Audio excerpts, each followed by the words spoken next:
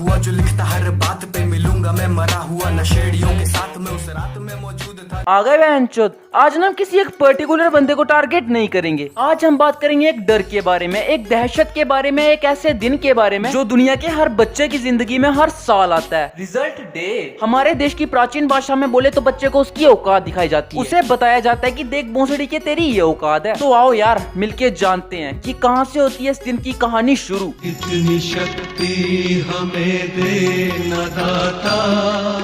तो यार इस कहानी की शुरुआत ना एक आम दिन से होती है। क्लास का हर बच्चा बकचोदी कर रहा होता है। टीचर को तो बच्चे ऐसे इग्नोर करते हैं जैसे लोग कोरोना को। जब एक हिंदुस्तानी बच्चा क्लास में पढ़ने बैठा होता है ना तो उसके दिमाग में सिर्फ दो बातें चल रही होती हैं। पहली तो ये कि अगर क्लास की सीलिंग पे लटका हुआ पंखा गिर जाए तो वो किसके सिर पे गिरेगा, और दूसरी ये कि अगर क्लास में आतंकी हमला हो जाए तो वो ऐसा क्या करें कि उनकी क्रश उनसे इम्प्रेस हो जाए। अब हर बच्चा इसी बकचोदी में डूबा होता है कि क्लास में उसी टाइम एक हरामी टीचर की एंट्री होती है जो अपनी थूत पे शैतानी हंसी लाता है और बच्चों की आंखों में आंखें मिला के ये घोषणा कर देता है कि भोसड़ी वालों अगले महीने से एग्जाम चालू हो रहे हैं। और बस इतना सुनते ही बकचोद बच्चे की बकचोदी भी उसकी गांड में घुस जाती है। कुछ समय के लिए शरीर के नाजुक हिस्से तो महसूस होना बंद हो जाते हैं। एकदम से फ्लैशबैक आना चालू हो जाते हैं कि कैसे पूरा साल चुदाव करते हुए खत्म कर दिया। अब एग्जाम्स को एक महीना भी नहीं रह गया और नोट्स के नाम पे हाथ पे लोड़ा है। फिर एकदम से होश आता है कि अब तो अफसोस करने का टाइम भी नहीं है। और ये बात तो हमारे बड़े बुजुर्ग भी कह चुके हैं कि निकला हुआ वक्त दोस्त को दिया उधार और कनेडा गया सरदार, कभी वापिस नहीं आता। इस सब के बाद होश आ ही जाता है कि अगर आप पढ़ाई नहीं की ना तो रिजल्ट वाले दिन घर वाले चुतर सेक देंगे। और फिर क्या लग जाता है बच्चा पढ़ाई में। मन का विश्वास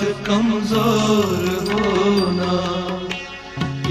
हुस्न वालों से अल्लाह बचाए, हुस्न वालों से अल्लाह बचाए। अब ये जो एग्जाम्स की तैयारी का वक्त होता है ना, ये भैया बहुत बुरा वक्त होता है। इस टाइम पे हर बच्चे का दिमाग सिर्फ दो बातों के बीच जुड़ रहा होता है। पहला तो ये कि बहनचोद अगर 15 मिनट और कॉपी को देख लिया ना तो मुंह से झाग निकल जाएगी। और दूसरी ये कि अगर इस बार पास नहीं हुए ना तो रिजल्ट वाले दिन बाप जूते मार मार के चूतर नीले कर देगा। अब ये बात तो तुम सब लोग जानते हो कि बाप के हाथ से सुताई और जॉनी के लंड से चुदाई बहुत दर्दनाक होती है। और इसी डर को दिल में बिठा के लग जाता है बच्चा दुनियादारी से रिश्ते नाते तोड़ के मजदूरी करने। अब तुम्हें क्या लगता है कि ये जो पढ़ाई की तैयारी होती है ये बहुत आसानी से यूं मक्खन की तरह हो जाती है? अरे घंटा, अच्छा चलो ऐसा कभी हो तो नहीं सकता, लेकिन मान लेते हैं कि तुम किसी आम दिन पढ़ाई करने बैठे हो तो 0.1% चांस होते हैं कि तुम्हारा इंटरेस्ट पढ़ाई में आ जाए। लेकिन अगर तुम्हें पता ना कि अब तो लोड़े लग चुके हैं, एग्जाम्स को एक महीना भी नहीं बचा, तो बोरिंग से बोरिंग चीज में इंटरेस्ट आ जाएगा लेकिन किताबों में नहीं। उस टाइम तो बहनचोद किताबों से ज्यादा इंटरेस्टिंग कमरे की दीवारें लगती हैं।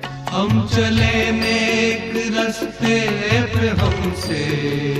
अब जैसे ना तैसे ऐसे ना वैसे एग्जाम का दिन आ ही जाता है और एग्जाम वाली सुबह ना नास्तिक से नास्तिक बच्चा भी भगवान की भक्ति में लीन ऑन हो जाता है। कुछ बच्चे तो उस दिन भगवान की भक्ति में इस कदर डूबे होते हैं ना कि अगर गलती से भी उनकी जीभ से गाली फिसल गई ना भगवान से तुरंत माफी मांगने लग जाएंगे। भगवान को मानने का उनका कॉन्सेप्ट ये होता है कि भगवान उनके ऊपर सिर्फ एग्जाम वाले दिन फोकस करते हैं और बाकी दिनों में तो भगवान उनके हरामपनों को अवॉइड कर देते हैं। अब ना यार एग्जामिनेशन हॉल में घुसने के बाद पता चलती है बच्चों की औकात। कुछ तो होते हैं टॉपर्स जो 2 घंटे के पेपर में 1 सेकंड के लिए भी गर्दन ऊपर नहीं उठाएंगे। इन बच्चों को अगर तुम पूरे स्कूल की आंसर शीट भी प्रोवाइड कर दोगे ना पेपर के बाद इनका फिर भी यही रोना होगा, हमारा आधा पेपर छूट गया क्योंकि स्कूल वालों ने हमको एक्स्ट्रा शीट प्रोवाइड नहीं की। साला इधर मेरे जैसे कोरा कागज जमा करवा के आ जाते हैं और तू एक्स्ट्रा शीट लेने के बाद भी बोल रहा है कि मेरा आधा पेपर छूट गया। बहनचोद पागल है क्या? अब ना एग्जामिनेशन हॉल में एक अलग तरीके की भीड़ भी बैठी होती है जो पेपर देने सिर्फ 2 चीजों के भरोसे आती है, पहला भगवान और दूसरा चीटिंग। हाँ, इस कैटेगरी में मैं भी आता हूँ। ये ब्रीड ना अलग ही तरीके की डीट होती है। इनके माँ बाप को इनसे कोई उम्मीद नहीं होती, उन्होंने तो इनको पहले ही बोल दिया होता है कि बेटा